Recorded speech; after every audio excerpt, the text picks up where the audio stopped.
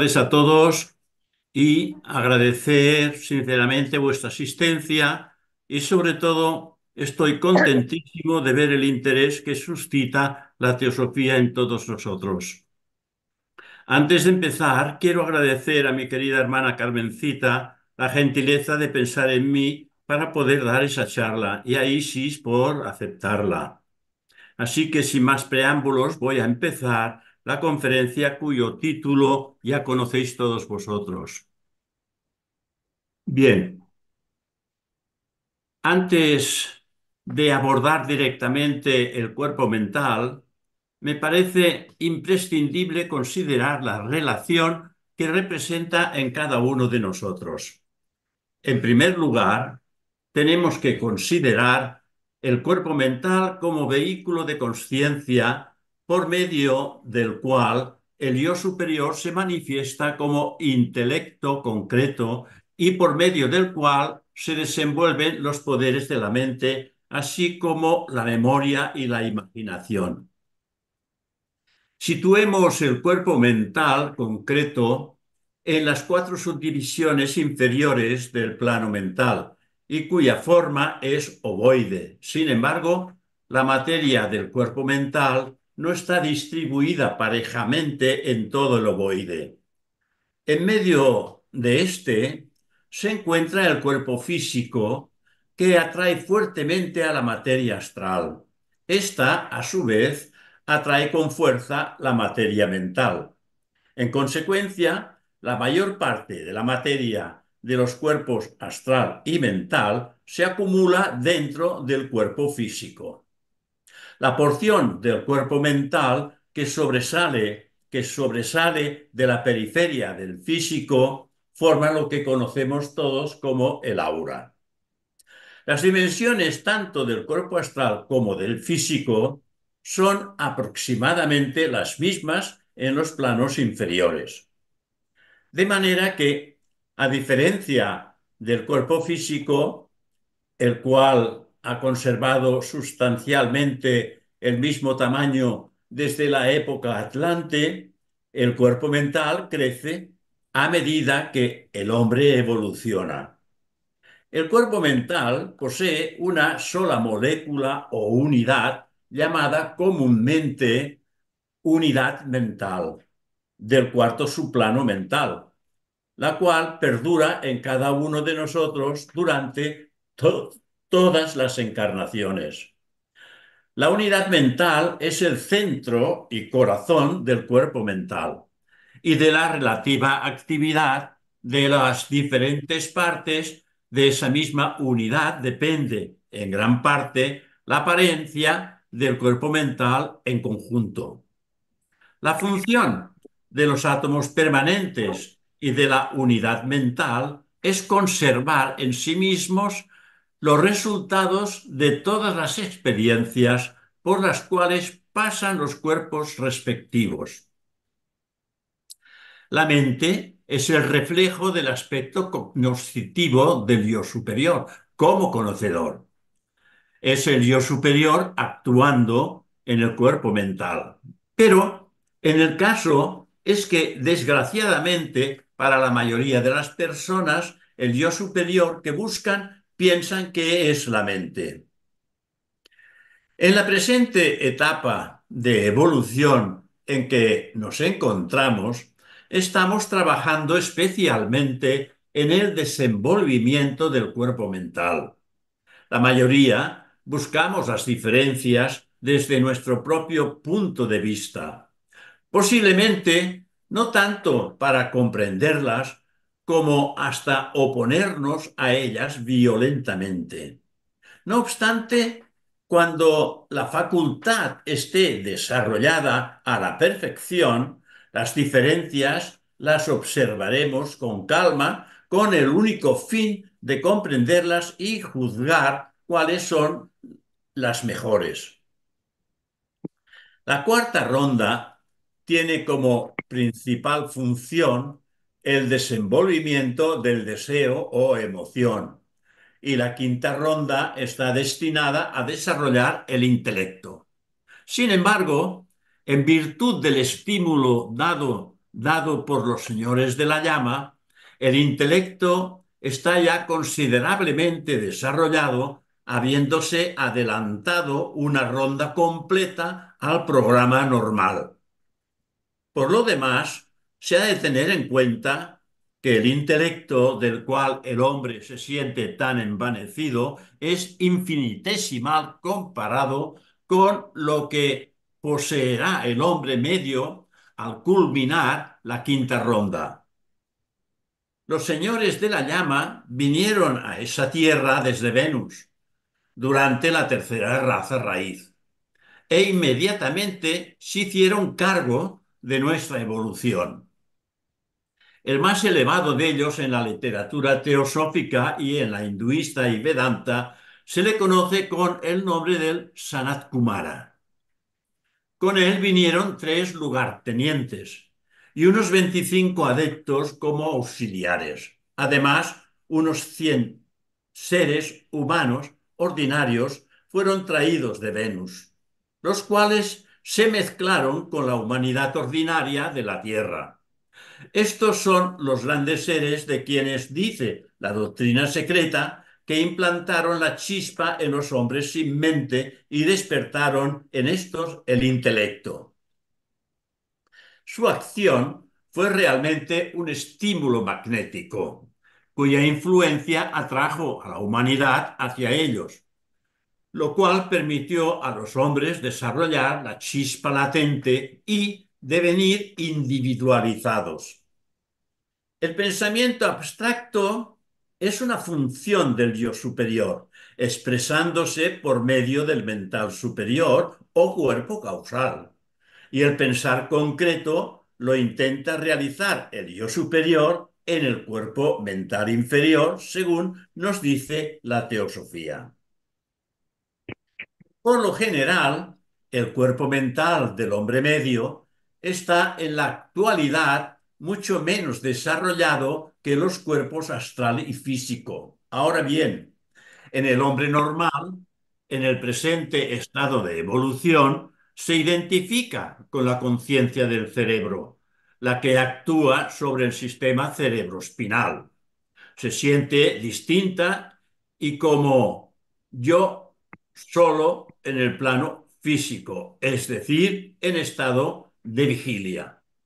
Sin embargo, salvo en cuanto concierne al sistema cerebroespinal, la conciencia del hombre medio actúa desde el plano astral, la esfera de sensación. Pero en los hombres altamente evolucionados de la quinta raza aria, el centro de la consciencia está en el cuerpo mental, actuando desde el mundo mental inferior, de manera que son impulsados por ideas más que por sensaciones.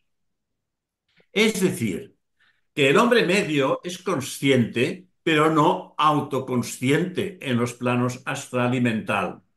Reconoce los cambios astrales y mentales dentro de sí mismo. Por lo tanto, el plano físico es el único mundo real para él.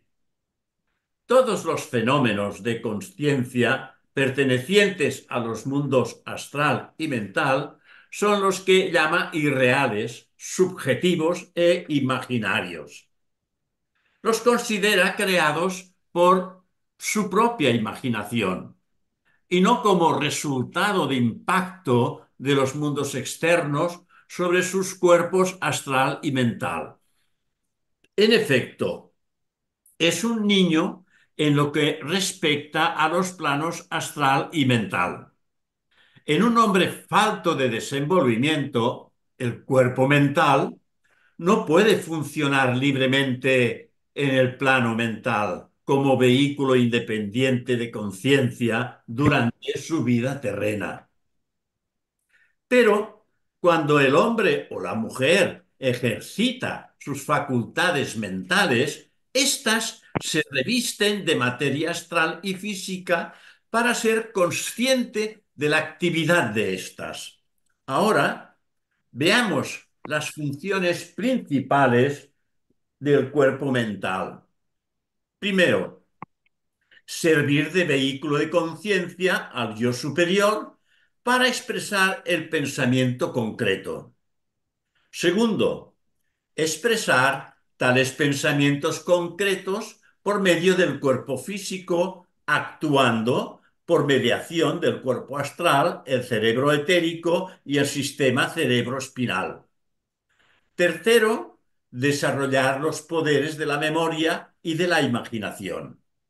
Cuarto, servir a medida que la evolución humana avanza como vehículo de conciencia en el plano mental. Quinto, asimilar la experiencia adquirida en cada vida terrena y transmitir la esencia de ésta al ego superior que mora en su propio cuerpo causal. Así que me veo también con la necesidad de hablar del Kama Manas, pero limitándome principalmente al aspecto manas o mente. Pero primero tengo que decir que Kama o deseo es la vida manifestándose en el vehículo astral y comprende los apetitos animales, las pasiones y los deseos, es decir, el lazo principal que nos liga a la tierra. Kama o deseo es el reflejo del aspecto inferior de Atma o voluntad, más conocido como voluntad espiritual destronada por el deseo. A veces se emplea kama para indicar nada más que el grosero deseo sensual. Sin embargo, significa todos los deseos. Deseo es amor vuelto hacia afuera, el amor a las cosas de los tres mundos. Amor en mayúsculas propiamente es amor a la vida, amor a lo divino y pertenece al yo superior o vuelto hacia adentro. Kama es la personificación del sentimiento que lleva e impulsa la creación. Es esencialmente el anhelo de existencia activa consciente, existencia de sensación vivida, la turbulencia agitada de vida apasionada. De manera que para el individuo, lo mismo que para el cosmos, Kama viene a ser la causa primordial de la reencarnación. Como deseo, se diferencia en deseos, y estos encadenan al pensador a esta baja tierra, lo atrae una y otra vez al renacimiento. Manas, el pensador, la entidad espiritual que mora en el plano mental superior o causal, no puede ponerse en contacto directo con los mundos inferiores.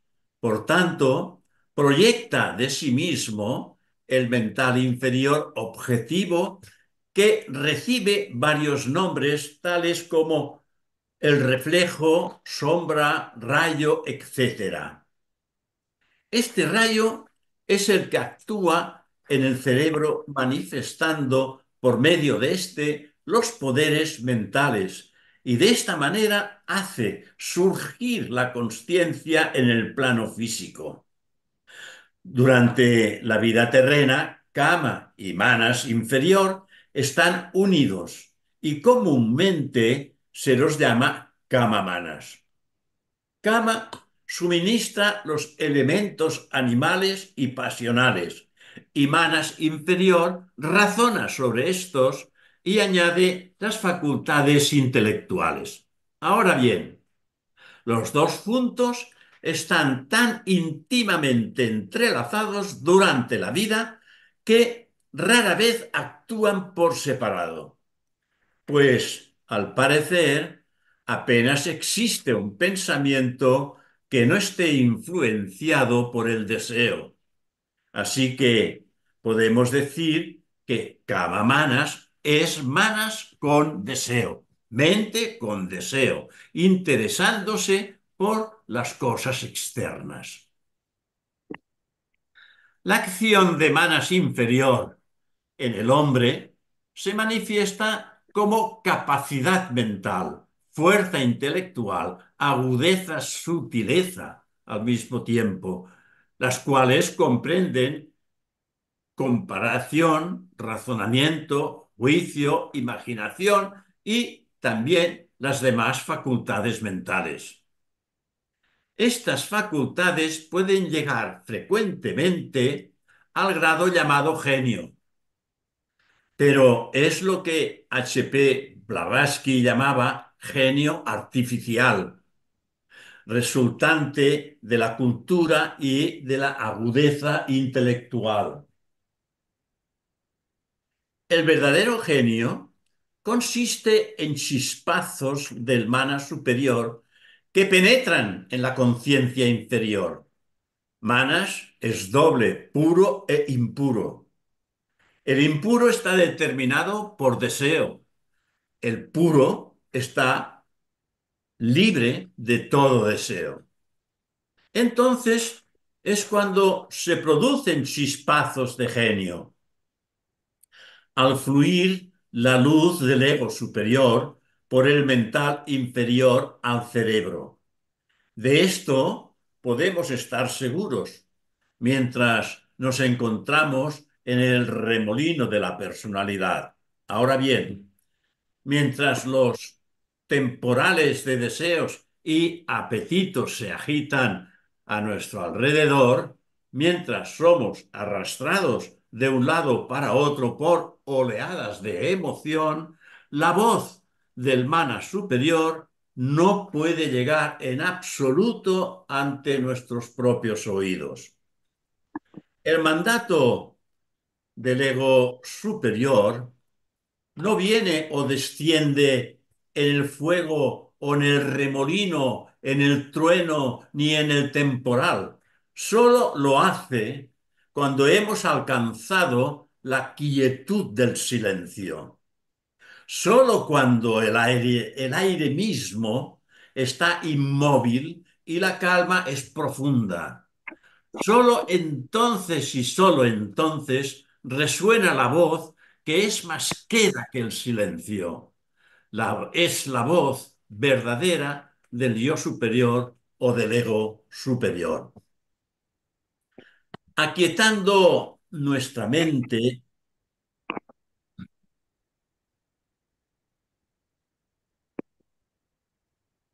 calmando nuestros deseos e imponiendo quietud a nuestras actividades, podemos reproducir en nuestro interior la imagen de lo superior.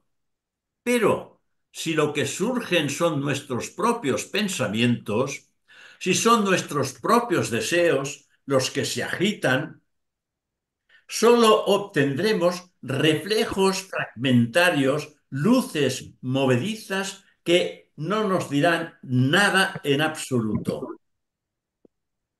Sobre este particular, un maestro dijo en cierta ocasión: en la serena y plácida superficie de la mente inmóvil se juntan las visiones de lo invisible y encuentran la representación en el mundo visible. Hemos de guardar con fervoroso cuidado nuestro plano de la mente de las adversas influencias que diariamente surgen durante nuestro pasaje por la vida terrena.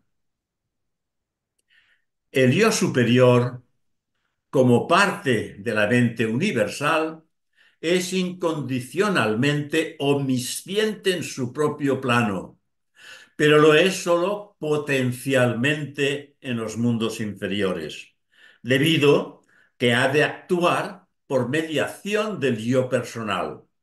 El cuerpo causal es el vehículo de todo conocimiento pasado, presente y futuro. De ese manantial, su doble o manas inferior obtiene vislumbres ocasionales de lo que está más allá de los sentidos. Lo transmite a ciertas células cerebrales, convirtiendo al hombre en vidente, adivino o profeta. Este triunfo se logra después de muchísimas encarnaciones, encarnaciones sucesivas, todas conscientemente dirigidas a tal fin.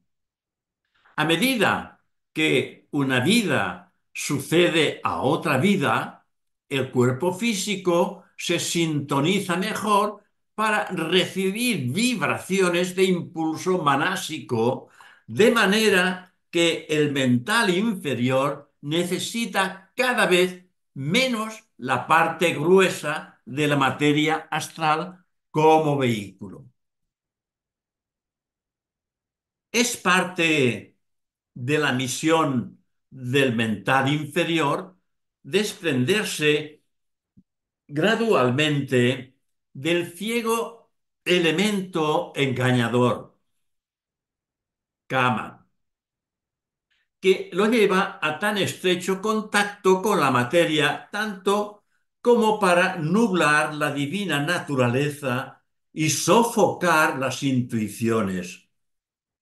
Cuando por fin se consigue el dominio sobre cama o deseo y el cuerpo responde a mana superior, entonces el inferior se unifica con su fuente, es decir, con manas superior. En la mayoría de las personas, la mente tal y como la conocemos aspira parcialmente hacia arriba, pero también parcialmente se inclina hacia abajo. La experiencia normal del hombre corriente, la vida, es un campo de batalla, un Kurukshetra. Manas lucha constantemente con Kama. Algunas veces la aspiración triunfa, se rompe la cadena de los sentidos y Manas se remonta a las alturas, otras veces Kama gana y encadena a Manas o mente a la tierra.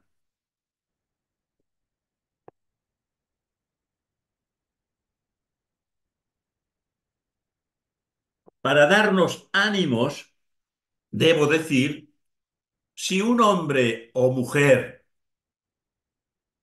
ha dominado durante su vida terrena sus bajos deseos y ha conseguido liberar la mente inferior de ellos, no hay prácticamente lucha.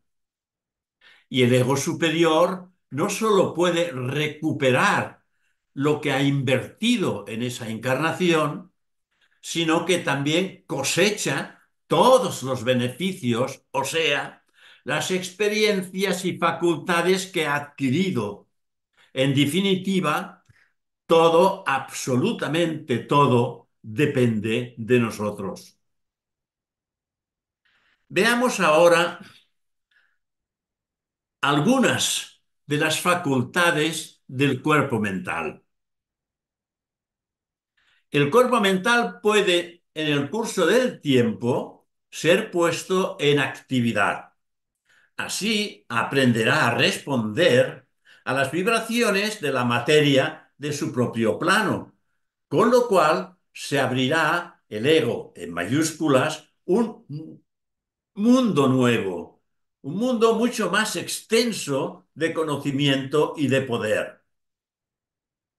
No hemos de confundir, sin embargo, el pleno desenvolvimiento de la consciencia del cuerpo mental con el aprender a utilizar este cuerpo en cierta medida. Aprendemos a utilizar el cuerpo mental siempre que pensamos, pero ello no quiere decir que seamos capaces de utilizarlo como vehículo independiente, por medio del cual la conciencia puede expresarse plenamente. El caso es que el cuerpo mental está mucho menos desarrollado que el cuerpo astral. En principio, en la mayoría de todos nosotros, las vibraciones superiores de nuestro cuerpo mental están todavía sin despertar, aun cuando las porciones inferiores sean vigorosamente activas. En efecto, en nuestro estado de desenvolvimiento, el cuerpo mental no actúa como un vehículo en el verdadero sentido. Todavía no podemos viajar en él, ni podemos emplear los sentidos de éste para recibir impresiones internas directamente.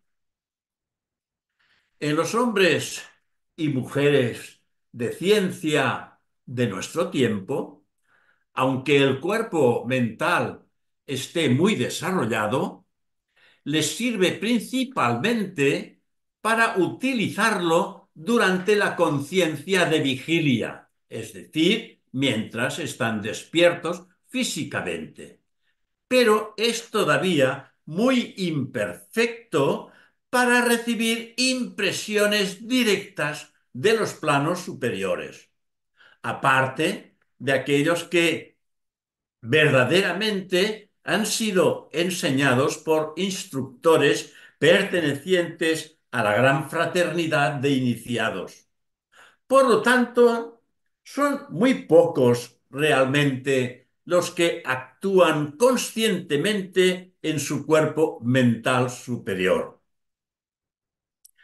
Para ello se requieren, evidentemente, muchos años de práctica en la interiorización, indagación y meditación, hasta alcanzar lo que llamamos la primera gran iniciación. El estudiante, por lo general, actúa durante la noche en su cuerpo astral. Tan pronto alcanza perfecto control de éste, puede utilizarlo plenamente y empieza su labor sobre el cuerpo mental. Una vez éste está completamente organizado, es un vehículo mucho más flexible que el astral, pudiendo realizar trabajos en el mental que son imposibles en el plano astral. El poder de actuar libremente en el mundo mental debe de adquirirse antes de la segunda iniciación, así como la visión del plano astral es diferente de la del físico y la del plano mental es completamente distinta de la del astral. En el caso de la visión o percepción mental, ya no podemos hablar de sentidos separados, tales como visión y oído, sino que tenemos que postular, digamos, un sentido general, el cual responde tan plenamente a las vibraciones que cuando cualquier objeto entra en la esfera de su conocimiento, lo comprende de inmediato. Supongamos que hemos alcanzado un dominio excelente sobre nuestro propio cuerpo mental. Es decir, que lo vemos, lo sentimos y conocemos todo cuanto hay que conocer acerca del mismo. Su causa, sus efectos y sus posibilidades, todo ello en una sola e instantánea operación. Es decir, sin duda, vacilación o demora en esta acción directa del sentido más elevado. Si pensamos en un lugar, nos encontramos en él.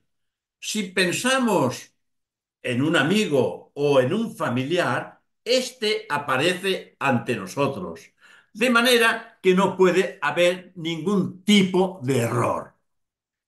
No podemos ser engañados por las apariencias externas, porque cada pensamiento y sentimiento de nuestro amigo aparece en el plano mental como un libro abierto para quien ha alcanzado la perfecta precisión de saber actuar y haber actualizado las facultades de su propio cuerpo mental superior. Muy poco se puede decir respecto a la clarividencia mental. Al parecer, en principio, salvo en alguna excepción, solo existe en discípulos debidamente entrenados como los que ha habido en ciertas ocasiones dentro de la sociedad teosófica por auténticos instructores de ocultismo. Para estos se abre un nuevo mundo en el cual se encuentra cuanto podemos imaginar de gloria y esplendor. Para ello se necesitan, evidentemente, cualidades casi superhumanas en forma de elevada aspiración, pureza absoluta de pensamiento y de intención. Prana o vitalidad se encuentra también en el plano mental, lo mismo que en todos los planos de los cuales sabemos algo. Lo mismo puede decirse con respecto a Kundalini o fuego serpentino y con respecto a Fohat o electricidad como fuerza primaria. De prana y kundalini en el plano mental es poco lo que se sabe. No obstante, sabemos que kundalini vivifica a todos nuestros vehículos. La fuerza vital pránica es una de las expresiones de la segunda oleada procedente del segundo aspecto del logos. En el plano búdico se manifiesta como principio crístico en nosotros los hombres. En el cuerpo mental y astral vivifica varias capas de materia, apareciendo en la parte superior del astral como emoción noble y en la parte inferior como fuerza vital que da energía a la materia de dicho cuerpo. En su condición más baja, prana está revestido de materia etérica y se precipita desde el cuerpo astral a los centros situados en la periferia del cuerpo etérico y se mezcla con Kundalini, el cual surge del interior del cuerpo humano. Kundalini pertenece a la primera oleada procedente del tercer aspecto del logos. El kundalini del cuerpo humano procede de lo que se ha llamado el laboratorio del Espíritu Santo en las profundidades de la tierra. Como he dicho, kundalini es el poder de la primera oleada o emanación en su camino de retorno, el Nivriti Marga, y trabaja en estrecho contacto con la fuerza primaria ya mencionada. Las dos juntas llevan a la criatura que evoluciona al punto en que puede recibir la oleada del primer logos y convertirse en un ego humano. El despertar prematuro de Kundalini ofrece desagradables posibilidades. Intensifica todos los aspectos de la naturaleza humana y alcanza las cualidades inferiores y malignas más fácilmente que a las buenas. En el cuerpo mental, por ejemplo, despierta con facilidad la ambición, la cual se desarrolla en un grado increíblemente desordenado.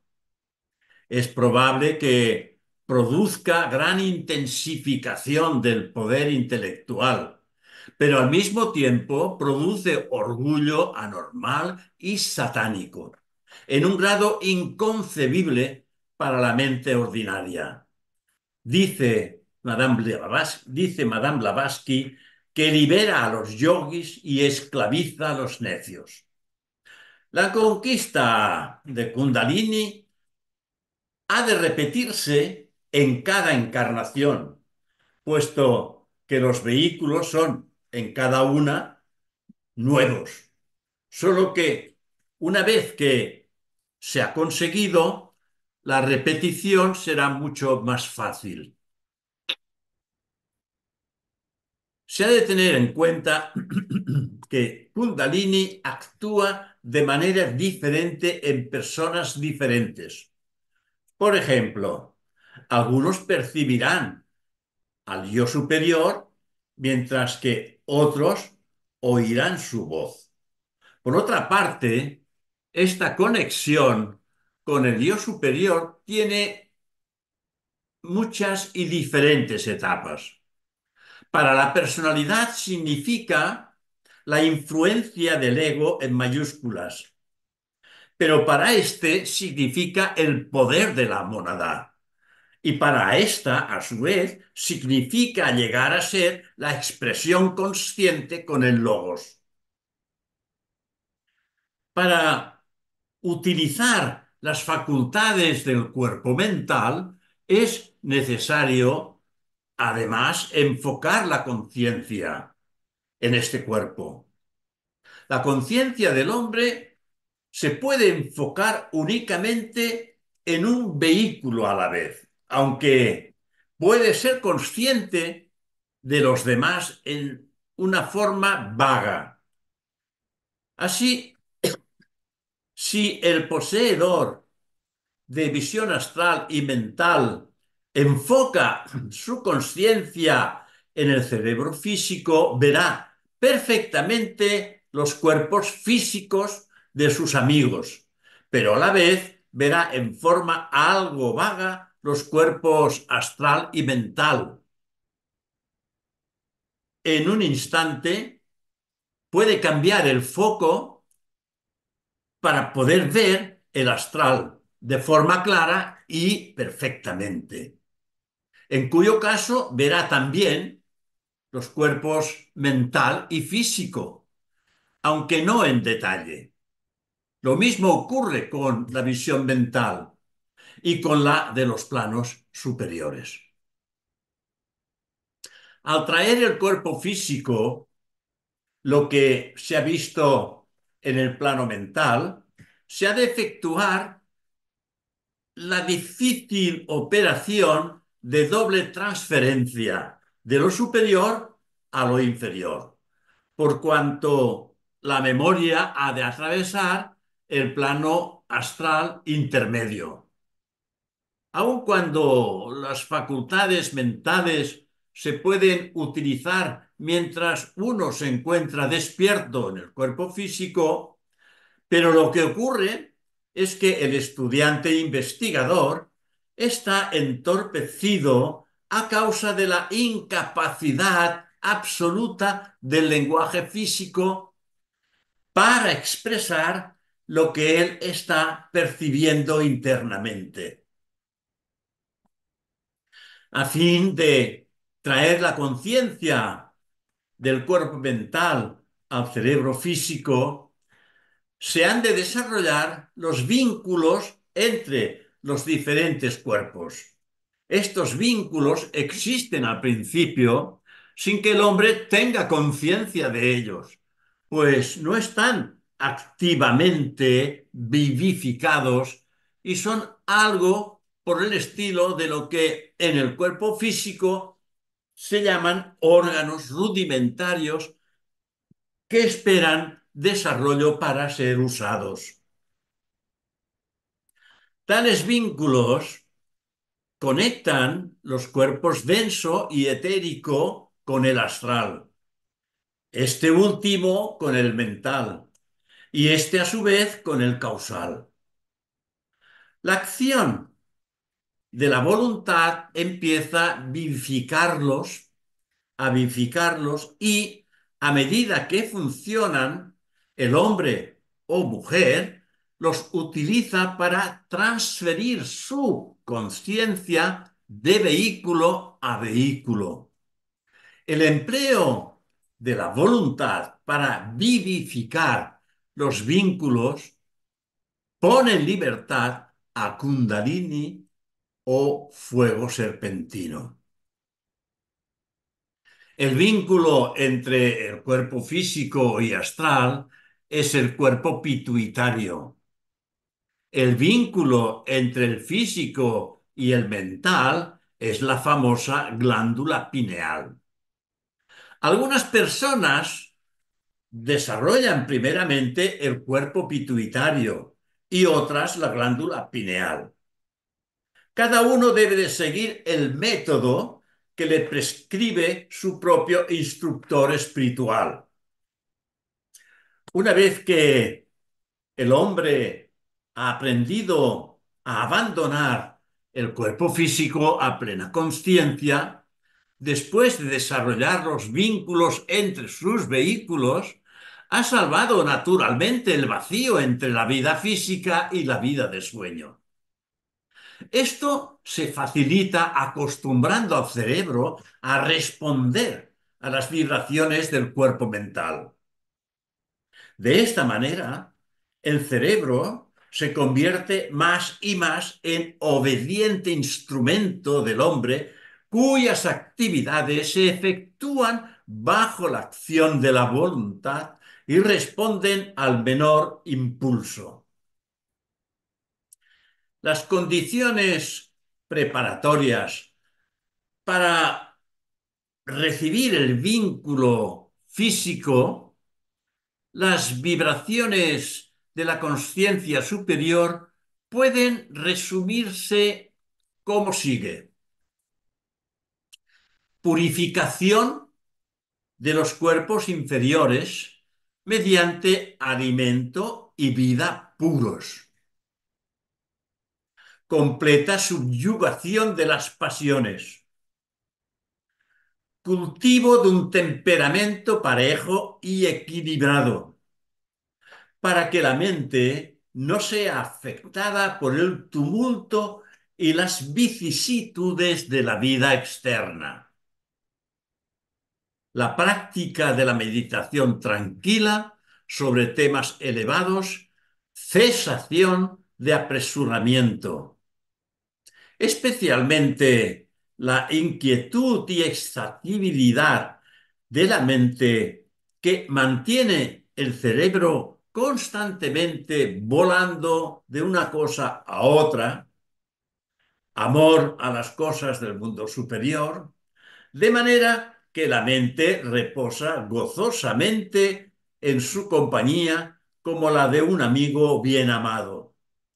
Cuando el hombre es capaz de utilizar sus facultades mentales en conciencia ordinaria de vigilia, como la que ahora estamos, es naturalmente capaz de recibir impresiones de toda clase del mundo mental. De manera que percibe la acción mental de los demás como si fueran movimientos corporales. Al aprender a utilizar los poderes del cuerpo mental, el hombre no pierde los propios de los cuerpos inferiores, puesto que lo inferior está ya incluido en lo superior. Como estudiantes, hemos de esforzarnos constantemente en mantener una elevada norma de pureza moral, lo mismo que de equilibrio mental, sin lo cual la facultad es para quien la posee una maldición y no una bendición. El desenvolvimiento de la conciencia del cuerpo mental hará continua la vida y memoria del hombre durante la totalidad de cada descenso de la encarnación. El siguiente desenvolvimiento será para él percibir el carácter ilusorio del yo personal, al que habrá de identificarse con el hombre real, o sea, la individualidad llamada Atma Buddhi Manas, Este paso de elevar la consciencia al plano del mental superior confiere al hombre y a la mujer la memoria de todas sus vidas pasadas. Es importante que como estudiantes de teosofía aprendamos a distinguir la diferencia que existe entre impulso e intuición. Como ambos llegan al cerebro desde dentro, al principio nos parece exactamente la misma cosa. Por consiguiente, se ha de tener muchísimo cuidado. Es prudente, cuando las circunstancias lo permiten, esperar un poco, porque corrientemente el impulso se debilita. Un impulso va ordinariamente acompañado de excitación. Hay algo personal en él. En cambio, la verdadera intuición, aunque decidida, va envuelta en un sentimiento de fuerza tranquila y serena. El impulso surge del cuerpo astral. La intuición es un jirón del conocimiento del yo grabado en la personalidad. Viene del plano mental superior y extraordinariamente también del búdico. Ahora bien, para distinguir entre impulso e intuición es necesario, hasta tanto que la naturaleza esté suficientemente bien equilibrada, reflexionar con calma. La espera, como he dicho antes, es esencial. Bajo tales condiciones, el impulso muere, mientras que la intuición se hace cada vez más clara y fuerte. La calma y la serenidad permiten a la mente inferior percibir más claramente la intuición y sentir su poder. La intuición no pierde así nada, sino que gana por la demora tranquila. Además, hay que tener en cuenta que la intuición está siempre relacionada con algo altruista. Si percibimos algo de impulso procedente de un plano superior, hay algo de egoísmo, con lo cual podemos estar seguros que es un impulso astral y no una verdadera intuición búdica. Así que la intuición del ignorante es impulso nacido del deseo y es inferior al razonamiento. La relación entre la personalidad y el ego, en minúsculas, nos limitaremos a estudiar la cuestión principalmente desde el punto de vista de la personalidad, más que desde el punto de vista del ego. La personalidad se compone, como todos sabéis, de los vehículos transitorios por medio de los cuales el hombre real, o sea, el pensador, se expresa en los mundos físico, astral y mental inferior, para ser más claro en sus actividades físicas, astrales y mentales concretas, y en todo cuanto se relaciona con estos vehículos. Ahora bien, la individualidad se compone del pensador mismo, o sea, el yo en el cuerpo causal. Observar, observemos cómo del árbol brotan hojas que perduran durante la primavera, el verano y el otoño. Así mismo, de la individualidad surgen personalidades que perduran durante periodos de vida en los planos físico, astral y mental inferior. De la misma manera que las hojas absorben, asimilan y transfieren nutrimiento a la savia, la cual con el tiempo se recoge en el tronco, mientras que las hojas caen y perecen, así la personalidad recoge experiencia y la transfiere a la individualidad y con el tiempo, una vez cumplida su tarea, cae y perece, exactamente igual que las hojas del árbol. El yo alma encarna en una personalidad al objeto de adquirir precisión en su propio plano. El yo en mayúsculas es maravillosamente magnífico para obtener resultados. La señora Blavatsky habla de 4 divisiones de la mente. Primera, manas resplandeciente o iluminado, que en realidad es Buddhi, el estado del hombre o mujer cuando su manas se ha fundido en Buddhi. Dos, cuando mana superior, la mente pensante abstracta. Y tercero, Antakarana, o sea, el eslabón o puente que une durante la encarnación a mana superior con Kamamanas.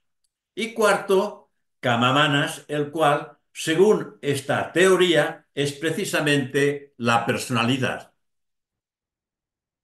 El pensador, es decir, la individualidad, es lo único que persiste. Es el hombre para quien nunca suena la hora. El joven eterno quien, como dice el Bhagavad Gita, se reviste de cuerpos y los desecha. Cada personalidad es un papel del actor inmortal que pisa el escenario de la vida humana una y otra vez. El objeto del yo superior es desarrollar sus poderes latentes, lo cual consigue asumiendo personalidades sucesivas. Los hombres que no entienden esto, que en la actualidad son precisamente la gran mayoría de la humanidad, consideran a la personalidad como el yo real y en consecuencia viven para ella, para la personalidad, únicamente regulando sus vidas de acuerdo con lo que a ellos les parece más ventajoso. Sin embargo, el estudiante de teosofía que comprende y se da cuenta de que lo único importante es la vida del yo superior y que el progreso de éste es el objeto por el cual utiliza la actual personalidad de duración temporal. Así que en la actual experiencia podemos darnos cuenta de que nada que no sea bueno para todos es realmente bueno para el ego superior. Solo así aprendemos a olvidarnos de nosotros mismos y a pensar únicamente lo que es mejor para la humanidad como un todo.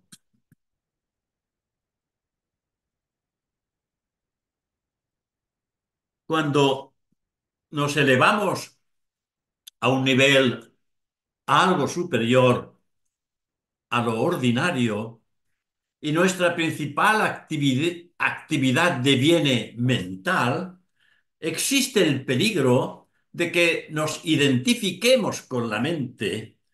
Por consiguiente, debemos esforzarnos en identificarnos con el ego superior y hacer de este el punto más fuerte de nuestra consciencia, refundiendo así la personalidad en la individualidad. Como estudiantes de teosofía, hemos de darnos cuenta de que la mente no es el conocedor, sino el instrumento que éste utiliza para adquirir conocimiento. Identificar la mente con el conocedor es como si el cincel se identificara con el escultor que lo maneja. La personalidad es un mero fragmento del ego o yo superior.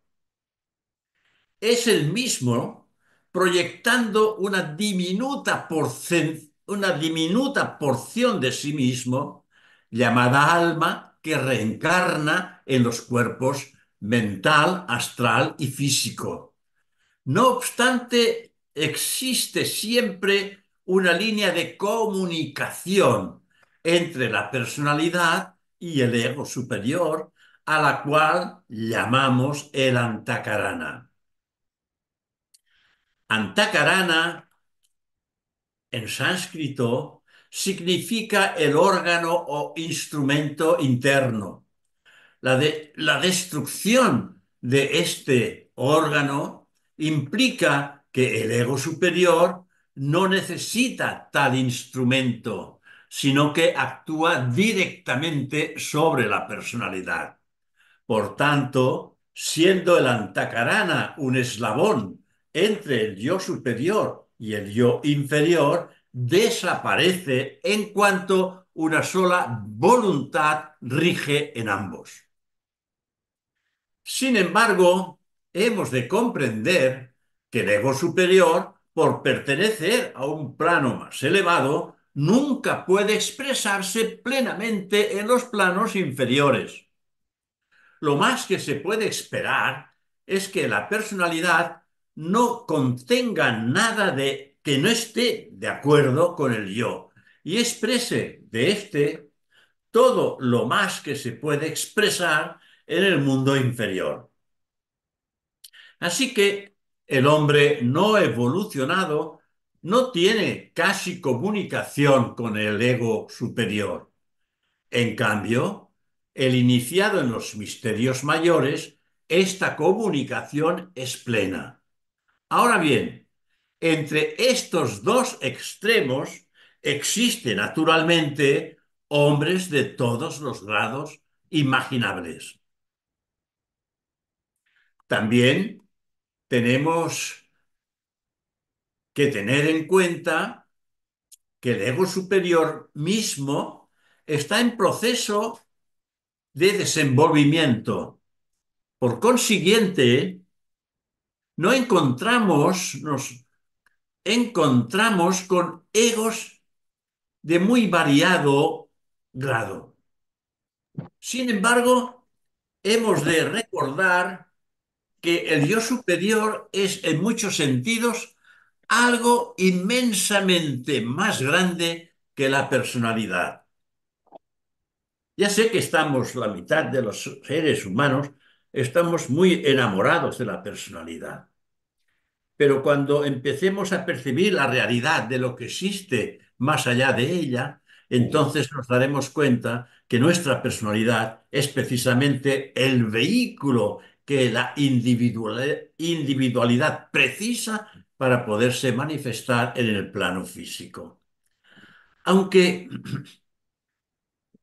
el ego superior es solo un fragmento de la mónada, es completo como tal en su cuerpo causal, aun cuando no haya desarrollado sus poderes. En cambio, en la personalidad no hay más que un punto de vida del yo superior, prácticamente desconocido. Queridos hermanos, es de gran interés por nuestra parte que hagamos cuanto podamos para establecer y mantener activa la conexión entre la personalidad y el yo real que somos. Hemos de proporcionar al ego superior las condiciones que precisa. Si así lo hacemos, él descenderá en mayor medida y aprovechará las condiciones ofrecidas. En otras palabras, si la personalidad presta atención al yo superior, el yo superior prestará atención a la personalidad. La contemplación es centrar activamente la conciencia en el objeto mientras actividades inferiores de la misma están perfectamente paralizadas. Es fijar la atención durante un tiempo en la luz recibida y que permite que podamos alcanzar la consciencia del mental superior, manteniendo la mente atenta sin ocuparnos de nada más. La mente inferior ha de quedar aquietada y así podremos alcanzar la consciencia de la mente superior. Es por este medio que nos llega a la mente inferior chispazos del yo superior como luz brillantísima, como es precisamente lo que conocemos como aspiraciones de genio. Genio, por tanto, es la captación momentánea por parte del cerebro de la conciencia más amplia del yo, es decir, del hombre real. Es hacer descender la conciencia más amplia a un organismo capaz de vibrar en respuesta. Los chispazos de genio es la voz del espíritu viviente en cada uno de nosotros. Es la voz del Dios interno, hablándonos a nuestra conciencia vigílica. Fijaros que el rayo de Manas inferior trata siempre de volver a su fuente y procedencia, el Manas superior. Pero mientras la dualidad persista, es decir, hasta que la conciencia se eleve a la esfera causal, unificándose lo superior y lo inferior, sienten anhelo constante, lo cual en la naturaleza, en las naturalezas más nobles y puras, es una de las experiencias más salientes de la vida interna. Expresándolo más técnicamente, el Dios en cada hombre o mujer, su Padre en el cielo, es la mónada. Lo que el ego superior es en relación con la mónada. Es la personalidad en relación con el yo superior. Seguro como, seguro que como a mí os habrá llamado la atención la gran diferencia que existe entre la atmósfera del mundo mental y la del mundo astral, dejando aparte la del físico, comparado con la del mundo astral, resulta, digamos, pesada, ampuloso y nada satisfactorio, aún en los planos más elevados. Por muy puro y refinado que sea el sentimiento al que nos elevemos, sentimos que nos encontramos todavía lejos de nuestro hogar. La dignidad del alma humana exige más que el mero sentimiento, por muy puro y anegado que sea. El mundo mental parece un mundo más limpio y sano, un mundo en el que podemos moldear nuestro destino, más de acuerdo con nuestra voluntad y más fácilmente que en los mundos inferiores. Una de las tres grandes verdades de la teosofía dice: el alma del hombre es inmortal y su futuro es el futuro cuyo crecimiento, desarrollo y esplendor no tiene límites. Es por esta razón que la teosofía nos dice también que la morada del ego, el pensador, o sea, quien perdura durante todas las encarnaciones, se encuentra en el plano mental superior o causal. El plano mental es donde se une el yo superior con el inferior. El rayo, me paro porque me vienen imágenes sobre diagramas que son fantásticos que sirven enormemente para representar esta función de esa unión que se establece cuando el hombre se esfuerza entre el triángulo que mira hacia abajo y el triángulo que mira hacia arriba. Dice, más o menos, da a entender que en ese proceso de cambio, el triángulo que mira hacia abajo va girando, va girando, va girando y se pone en armonía con el triángulo que mira hacia arriba. Y entonces, dice la teosofía, se ha alcanzado la unificación. Bueno, es un trabajo interesante de poder observar a través de diagramas. Sigamos. El rayo de luz que el superior o parte divina del hombre proyecta en los mundos inferiores al objeto de la evolución es un rayo de mente inferior procedente de la mente superior.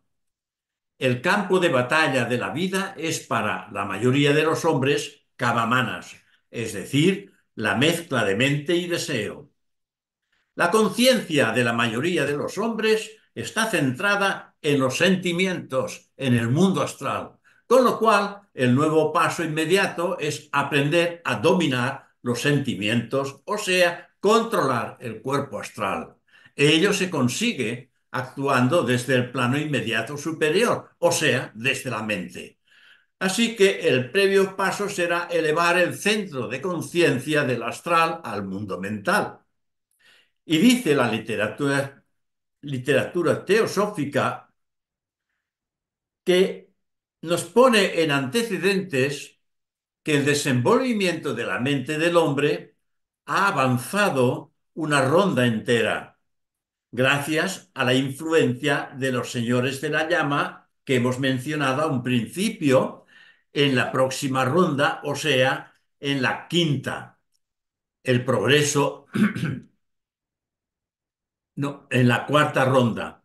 Y en la próxima ronda, o sea, la quinta, en la cual entraremos, el progreso del desenvolvimiento mental habrá de ser sencillamente prodigioso. Desde nuestro limitado punto de vista actual, resulta inconciblemente elevado. La función de la sociedad teosófica no es tanto facilitar el desenvolvimiento mental, pero sí elevar a quienes están preparados para responder a influencias búdicas, despertar la sensibilidad de sus miembros en la vuelta más alta de la espiral y prepararnos para la nueva raza que ya se ha iniciado en el mundo. La sociedad no desprecia el desenvolvimiento mental, lejos de ellos. Lo que hace es prepararnos para la nueva etapa en que el amor intuicional traerá armonía y fraternidad y utilizará el intelecto desarrollado para construir una nueva civilización fundada en tales ideas. Así, queridos amigos, hermanos, os ruego que me perdonéis por haberme alargado demasiado.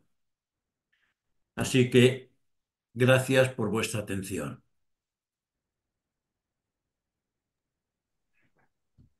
Bueno, muchas gracias, hermano José, por tu excelente conferencia. Abrimos este espacio para las preguntas a los hermanos, las inquietudes sobre esta excelente conferencia.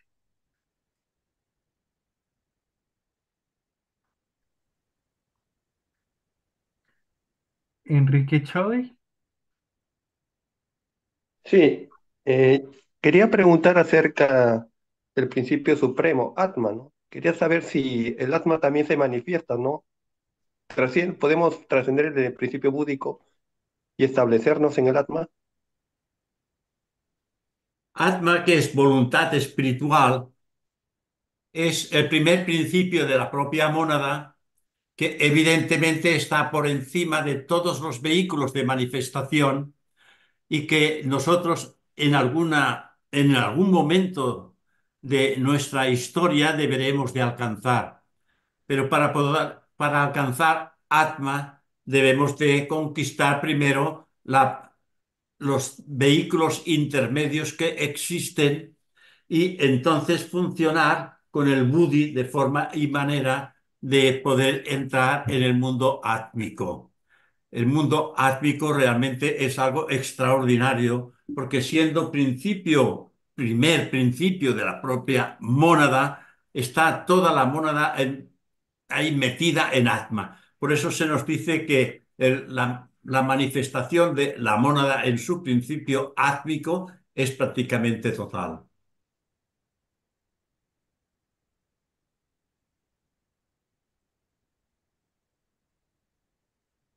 ok, perfecto. Muchas gracias, don José Tarragó. Hermosa la conferencia, preciosa, muy importante y muy completo todo lo que ha hablado. Me encantó. Pues muchas Yo, gracias. Para yo eso soy, será. yo soy de Mendoza, Argentina. Muy bien.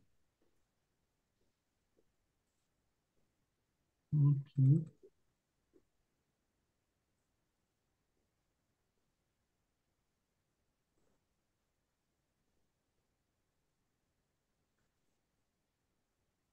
Está Guillermo Corrales, Se está está fundiendo nuestro el hielo. hermano Miguel. El hielo se está fundiendo. Mm, Pero Miguel. ha levantado la mano Monje y Patricia. Ah, ok. Sí, Adelante, Alan.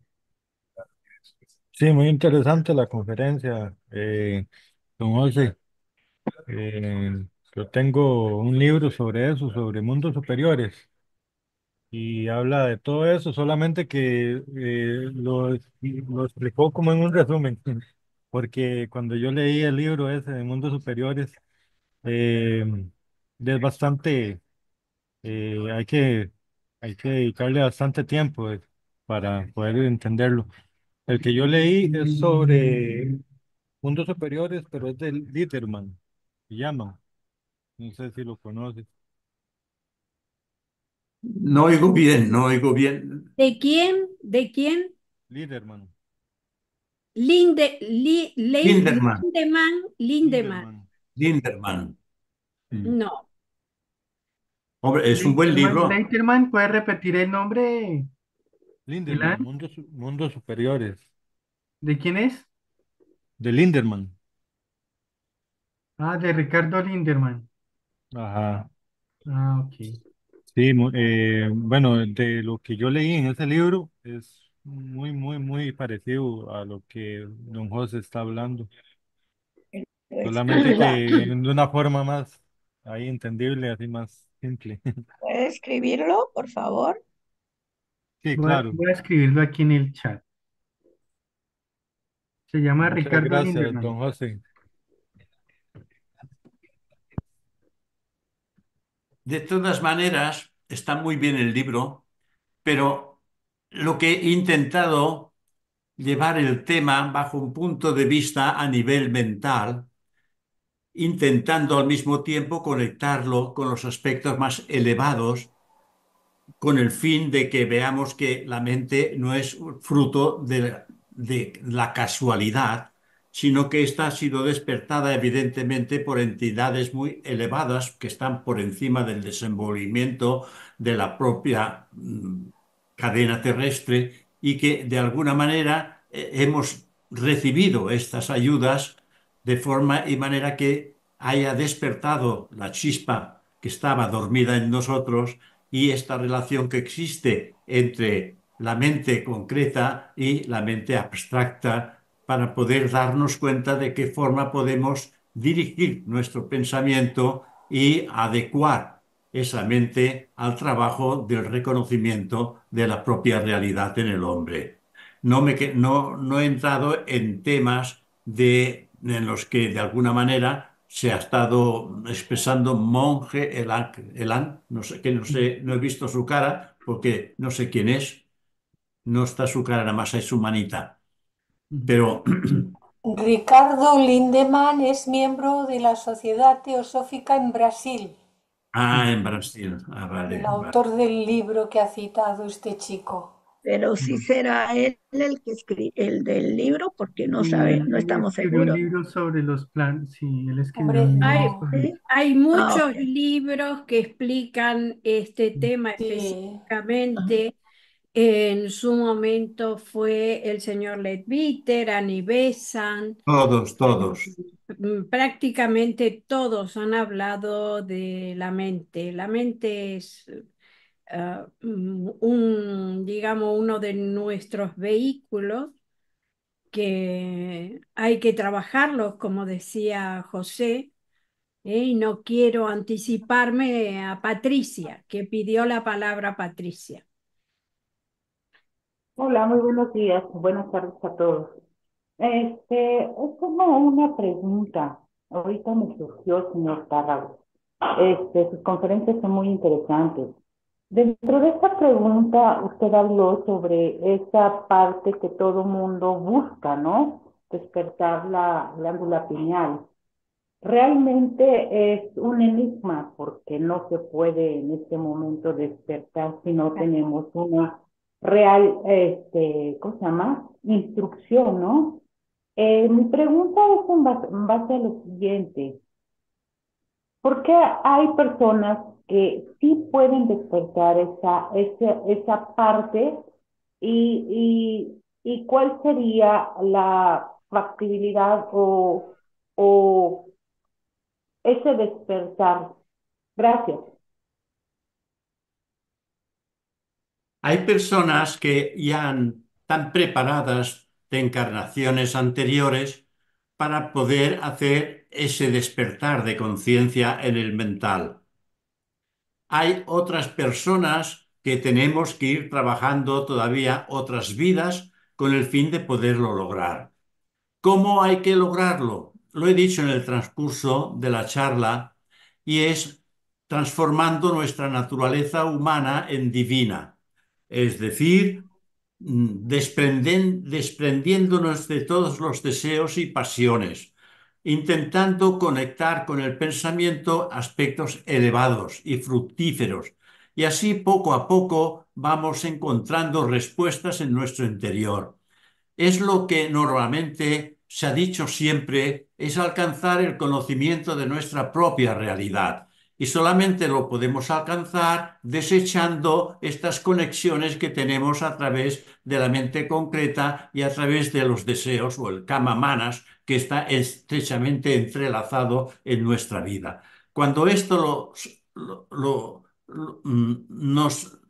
nos despegamos de ello, nos apartamos de ello y trabajamos conscientemente con un pensamiento elevado y también con pensamientos y sentimientos elevados, entonces tenemos ya una visión más clara de lo que podemos hacer. Esto es el único camino que existe, la autotransformación, autopurificación de nuestros vehículos. Si autopurificamos nuestra propia mente, automáticamente la triada inferior se transforma totalmente y se convierte automáticamente en un vehículo que puede perfectamente seguir las directrices que vienen internamente. Cuando hablamos del instructor interno, es nuestro propio yo superior. Este es el instructor interno. Por eso la teosofía siempre te dice que cuando el discípulo está preparado, el maestro aparece, pero no aparece distinto a nosotros, sino que aquello que aparece es lo que nos ha acompañado durante vidas siempre y ha estado con nosotros, que es el propio yo superior. Esto es lo que aparece, no es algo distinto a nosotros, sino que somos nosotros mismos que actuamos entonces a través de esta personalidad. Muchísimas gracias. Que tenga buena tarde. Ok, a ti, Patricia, ahorita Carmencita levantó la mano. No te oigo. Abre el micrófono. Sí, no sé, está Monje que había pedido nuevamente la palabra, no sé si tiene la mano levantada o puedo hablar yo, no sé. Tú sigues y después el monje que ya tuvo intervención. Vale, vale, de acuerdo. No, simplemente felicitar al hermano José Trarragó porque la verdad que ha hecho una exposición magistral en la descripción del funcionamiento de nuestra mente, que hay una solamente, no tenemos dos, hay una. Depende dónde enfoquemos la atención. Si estamos enfocados hacia la parte, digamos, práctica y de todos los días, pues esta mente se enreda. Pero esa mente, si la volcamos, como dice José, hacia los aspectos superiores, hacia los pensamientos, filosóficos, pensamientos de unión, de misticismo, entonces hay ese contacto con lo superior. De todos modos, no estamos construidos como por plantas de un edificio, ¿no? Primera planta, segunda planta. Bueno, la planta baja es el físico, la segunda planta es el etérico y así. No, somos seres integrales, como bien describía José al principio de su conferencia, cuando hablaba de la forma que adquiere este cuerpo mental que nos está rodeando, porque nuestros pensamientos mezclados con nuestros sentimientos, que es el famoso Kamamanas, pues nos está rodeando permanentemente. Y entonces yo creo que podemos vivir o bien en un infierno o podemos vivir en un cielo. Y todo depende de nosotros mismos. No hay nadie, ni el gobierno tiene la culpa, ni la religión tiene la culpa, ni nadie tiene la culpa. En realidad, nos estamos forjando a nosotros mismos. Traemos una herencia del pasado, de las encarnaciones pasadas, pero hoy, ahora, en este momento y día a día, estamos forjando nuestro futuro. Entonces, es en el momento actual en el que tenemos que tener la suficiente voluntad, por un lado, la suficiente atención a ver hacia dónde estamos enfocando nuestra conciencia para justamente ir preparando los vehículos y refinándolos, porque en esta vida, ahora como la estamos viviendo, poco mucho podemos cambiar, porque es lo que traemos del pasado. que está incidiendo ahora en el presente. Pero todo lo que hagamos representa un cambio para el momento en el que vivimos, porque podemos crear ese infierno, podemos crear ese cielo ahora y ya, y para el futuro, realmente, como decía José, ¿no? Que en la quinta ronda la mente, esta mente va a estar muy despierta, mucho más despierta y con las potencialidades que él mencionó, ya como algo cotidiano. Y esa intuición que ahora ni siquiera entendemos qué es la intuición, porque muchas veces pensamos que es una corazonada, que era el impulso, ¿no? Ah, tuve la intuición, fue el impulso, no, no fue la intuición.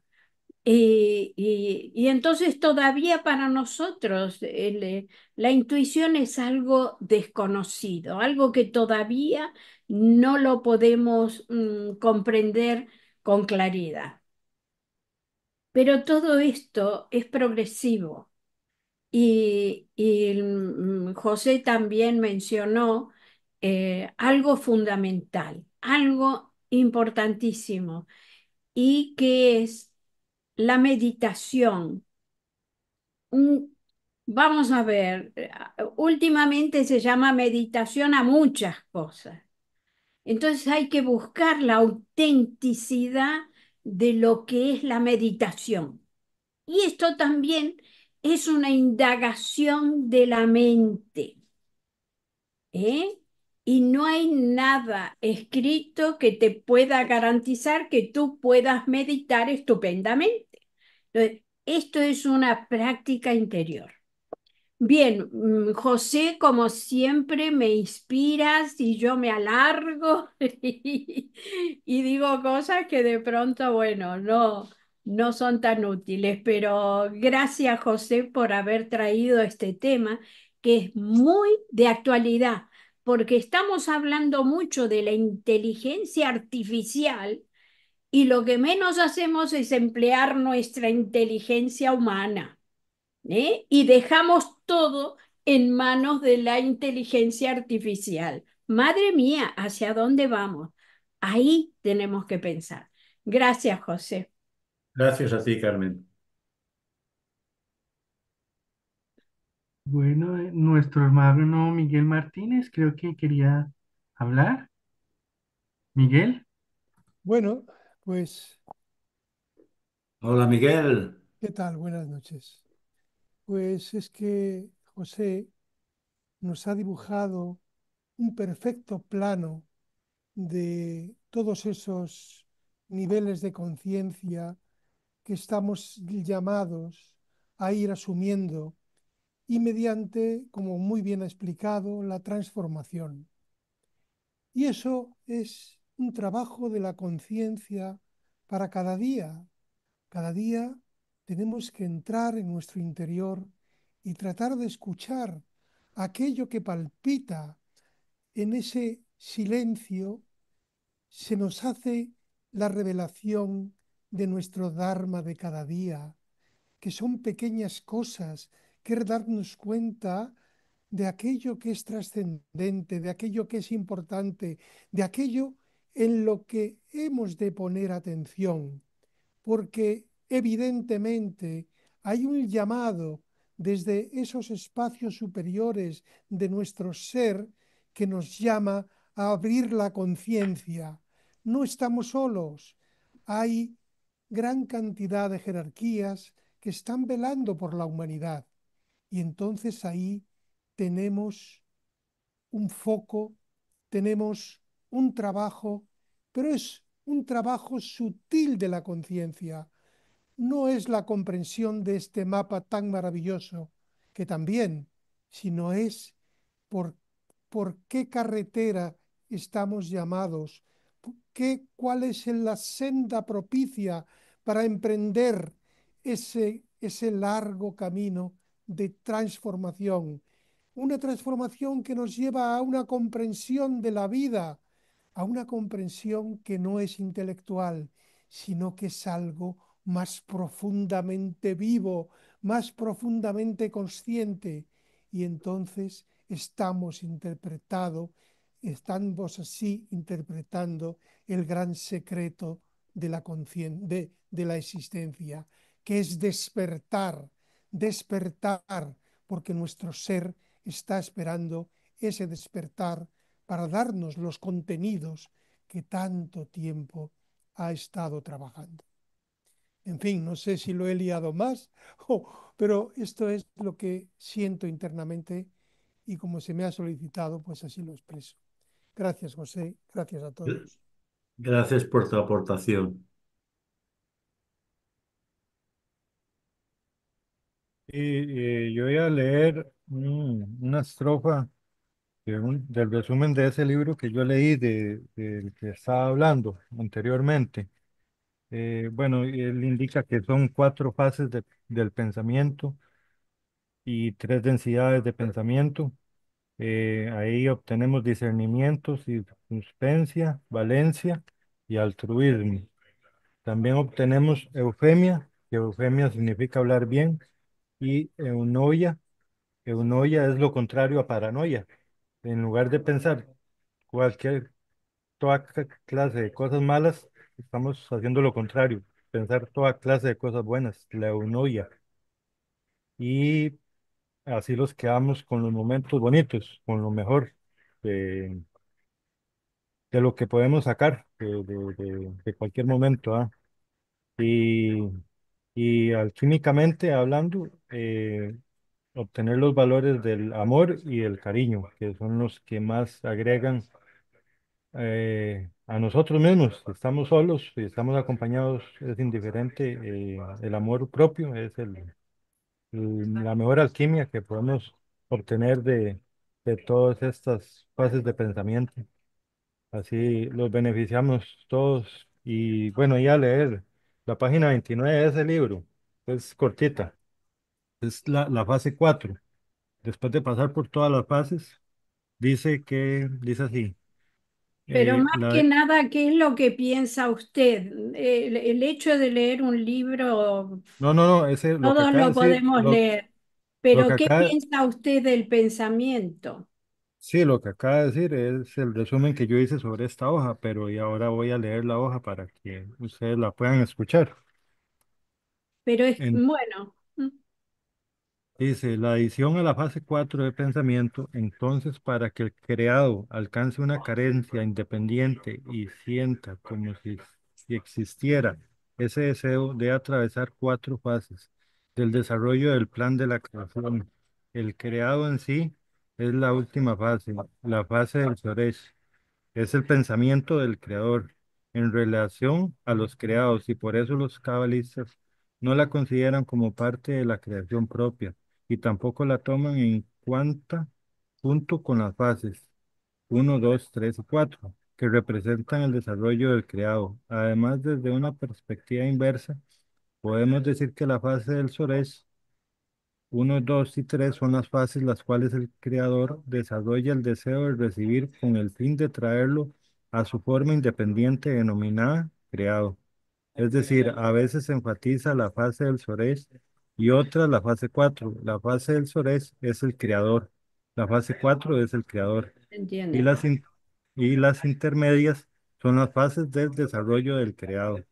Esas fases, desde el creador hasta el creado, se atribuyen también al creador, ya que el creado no fue en ellas activo en absoluto, pero el creado, el cual anhela alcanzar al creador, logra conseguir también las fases de desarrollo del creador mismo, la forma en el cual el creador dio luz al creado y lo desarrolla, y, y conociendo las acciones del creador, él logra conseguirlo, alcanza al creador mediante sus acciones, se denomina en la sabiduría, te conocemos mediante tus acciones, y esas Ok,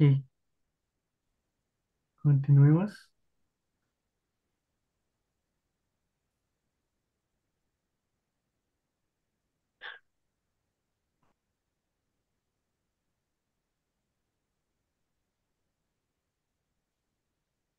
Bueno. Patricia tiene levantada la mano. Patricia, Perdón, la dejé muy levantada. Eh, haría una pregunta a José. ¿Puedo hacer una pregunta a José? claro. Vale. José, ¿tú, tú qué piensas con respecto al tema de la mente? ¿Cuál es tu opinión respecto a este tema tan actual que hablamos de esa inteligencia artificial, etcétera? ¿Tú piensas que un aparato creado por el ser humano puede llegar a superar la mente humana?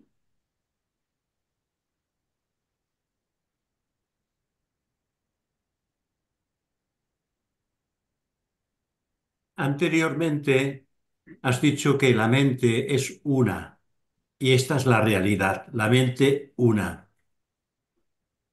Pero hay una doble función que la mente se dirige hacia afuera o la mente se dirige hacia adentro. Es la misma mente. A esa mente dual, a una le llamamos lo concreto y la que va hacia adentro, lo abstracto o subjetivo. En lo subjetivo, nada externo podrá entrar.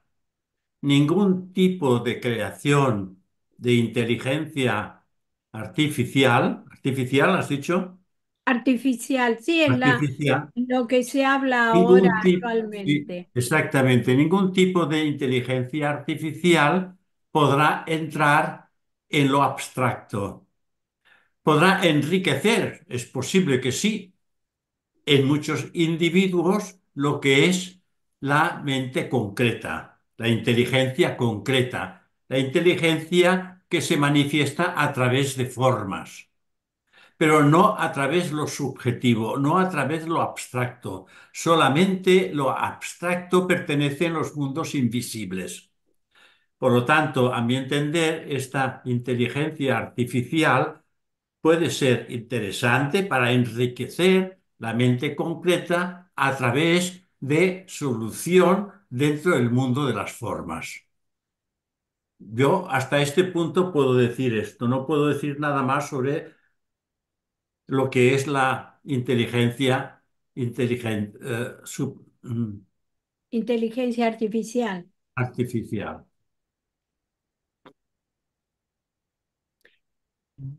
Y otra pregunta al hilo de toda esta cuestión y de todo lo que está pasando en el mundo. ¿Tú piensas que los seres humanos, ahora como estamos en nuestros niveles, podemos llegar a influir? Porque se dice que todas estas catástrofes que hay, etcétera, es como una especie de respuesta a esa carga que pesa sobre la tierra. ¿Tú qué piensas con respecto a esto? ¿La mente humana mm, tiene tanto poder, entre comillas, o quizás no tenemos también el poder de curar y de sanar en vez de enfermar? No se puede dar una respuesta definitiva, porque sería equilibrar sobre aspectos que todavía no han llegado. Pero bueno, voy a decir algo sobre el particular. Estamos en estos momentos nos hallamos en la en la cuarta ronda, pero se nos dice que hacia el final de la quinta ronda es cuando hay el juicio final, que se llama, hacia el final de la quinta ronda, ese juicio final. También hay que entender bajo este punto de vista, y ahora sí que estoy equilibrando sobre un tipo de conocimiento que todavía no ha llegado, pero que a través de lo que la teosofía nos da a entender, pues podemos configurar algo sobre el particular.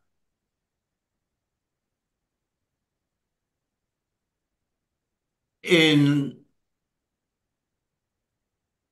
esta próxima ronda, digamos, hacia el final, para entrar en la sexta, se dice que tiene que ser correspondiente al grado etérico de su descenso, del descenso hacia el mundo de las formas. Y en ese descenso es el etérico. Por lo tanto, será gradual en el mundo etérico. ¿Qué quiere decir? Que no habrán cuerpos físicos. El cuerpo físico no alcanzará hasta la sexta y séptima ronda, como pensamos. No habrán cuerpos físicos.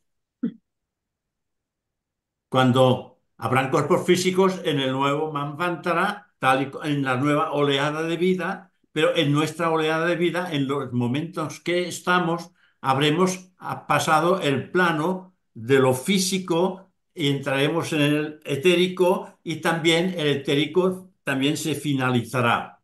Por lo tanto, no habrán cuerpos físicos. ¿Qué quiero decir con ello? No lo sé. Quizás es que se está preparando el terreno y que aquellos que no están preparados pues quedarán dormidos por una diuturnidad, según dice la teosofía, y que en el próximo Manvantara, cuando la ola de vida llegue en el punto en que ellos quedaron dormidos, despertarán en el nuevo Manvantara. Es todo un proceso que desconocemos, solamente sabemos lo que se nos dice, pero como no lo hemos vivido, no sabemos exactamente cómo va a ocurrir. Pero hay estas pistas que te dicen, pues realmente no habrán cuerpos. Estos cuerpos físicos también se van terminando, que de alguna manera también sabemos que el cuerpo, el mundo terráqueo también es septenario. No solamente vemos lo que es la Tierra, no solamente existe lo que es el mundo terráqueo mineral y astral, no astral, vegetal, perdón, y animal, sino que también existe la parte etérica, existe la parte mental, astral, búdica y átmica. La Tierra también es septenaria. Por lo tanto, la Tierra también desaparecerá. ¿Cómo y de qué manera? No lo sé. Pero también se nos habla que la anterior evolución logoica del Manvantara anterior, pues no existía, existía solamente la Tierra, la Luna, y que nosotros venimos de la Luna. Hay todo un proceso diagramático que nos explica cómo y de qué manera la vida pasa. La vida no pasamos nosotros, sino la vida pasa de un planeta a otro planeta. Y que ese planeta que se deja, pasa a ser el satélite del planeta en el que la vida entra. O sea, hay cosas que mueren y cosas que se vivifican. Y entonces también en el planeta en el que nos hallamos ahora hay cosas que van a morir y cosas que van a despertar. Despertar en conciencia superior, no en conciencia concreto, en lo concreto, sino en algo que es subjetivo, en algo que es superior a las formas. En fin, hay una gran cantidad de ideas que se entremezclan en la mente, pero que no hay una que te pueda determinar el conjunto de aquello que va a suceder. No sé si me explico. Es algo desconocido, que ya llegará a su debido tiempo, pero que yo no me puedo pronunciar en absoluto, simplemente utilizar ciertas ideas que la teosofía nos da y nos pone a nuestra disposición. Sabemos que ese día final que tiene que llegar en un momento u otro de la manifestación no está muy lejos, bueno, está a millones de años, evidentemente, pero me refiero que si hemos pasado 4 rondas, viene la quinta y entre la quinta y la sexta esto tiene que suceder. Yo no me iba tan lejos, pero bueno, fue muy buena tu explicación. Yo iba un poquito más cerca, aquí, ahora y ya, que todos podemos, pienso yo, no sé, por eso te preguntaba, cómo podemos influir nosotros con nuestro pensamiento, Influir. Ah, influir. claro, en la atmósfera, Bueno, influir, justamente. sí. Influir siempre podemos hacerlo a través de un pensamiento elevado. Un Mm. pensamiento elevado hacia el interior. Siempre hacia el interior. Si es un pensamiento hacia el exterior, pues no va a tener la repercusión que se necesita para que esas almas puedan pues despertar y ser ayudadas en los otros planos. Vale, gracias, José. Gracias a todos. Luciano tiene abierta la cámara. ¿Quiere participar? Luciano Alonso, de Argentina.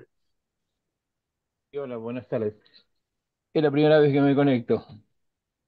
No, me quedé pensando en lo que dijo José, en, en cómo el planeta, en el transcurso de las rondas, va a desaparecer y pasar a ser un satélite del próximo planeta. Y cómo es la mente materialista que está pensando en ir al satélite anterior. En Mm. eso me quedé pensando. ¿Cómo? Al, Impresionante. al ex planeta muerto, digamos. Claro. Nada que ver Mm. con, con la mente espiritual. Exacto. Mm. No tiene nada que ver en absoluto. Evidentemente, el ser humano, como ser humano, pues busca el progreso material. Exacto. Si se pusiera el mismo esfuerzo que pone en el progreso material, lo pusiera en el progreso espiritual, seguramente que no harían planes para ir a la luna. Exacto. Y así estamos como estamos, entonces. Mm. Cuando se cambia la polaridad del pensamiento, todo cambia. Porque el pensamiento, si va hacia afuera, va hacia lo perecedero. Si se va hacia adentro, se va hacia lo eterno. Entonces las cosas son completamente distintas. Nosotros tenemos la oportunidad de llevar el pensamiento hacia lo eterno, hacia el interior, hacia la realidad de aquello que es. Y perdemos el tiempo utilizando el pensamiento en aspectos externos que perecen, que se terminan, que no tienen duración. En cuanto se termina uno, ya engendramos otro pensamiento. ¿Y por qué engendramos rápidamente otro pensamiento? Porque sabemos que entre dos pensamientos hay lo eterno. Entonces no perdemos el tiempo en parar el pensamiento, porque si paráramos el pensamiento entraríamos en ese estado de silencio que es lo eterno. Y eso lo sabemos, pero no es tan fácil hacerlo, porque podríamos decir, bueno, pues voy a parar el pensamiento, hay que intentarlo y estar constantemente atento a ello para que eso se pueda realizar. Bueno, Impresionante. muchas Muchas gracias. gracias. José, muchas gracias a ti también, a Luciano. Y bueno, a todos los participantes, estuvimos más de 70 personas entre Zoom y YouTube. Entonces hubo bastante asistencia aquí en esta excelente conferencia que nos brindó nuestro hermano José Tarragó. Y bueno, los esperamos el próximo sábado en este mismo horario, en este mismo canal, para apreciar otra conferencia. Todavía no sabemos qué conferencista va a ser más, Siempre son muy excelentes las conferencias y los temas sobre todo.